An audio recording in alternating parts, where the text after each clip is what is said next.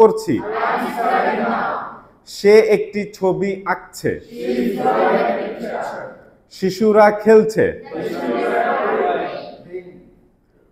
আমি আগামীকাল কাজ করতে থাকব।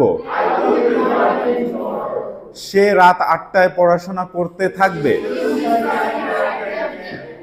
তারা আগামী সপ্তাহে ভ্রমণ করতে থাকবে। আমরা তোমার জন্য অপেক্ষা করতে থাকব। সে তখন ঘুমাতে থাকবে।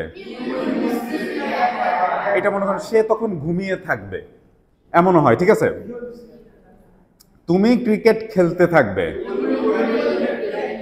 শিশুটি কাঁদতে থাকবে। আমি মিটিংয়ে থাকব।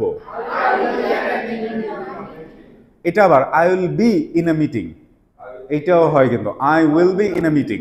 ঠিক আছে, সে রাতের খাবার রান্না করতে থাকবে। ছাত্ররা পরীক্ষা দিতে থাকবে।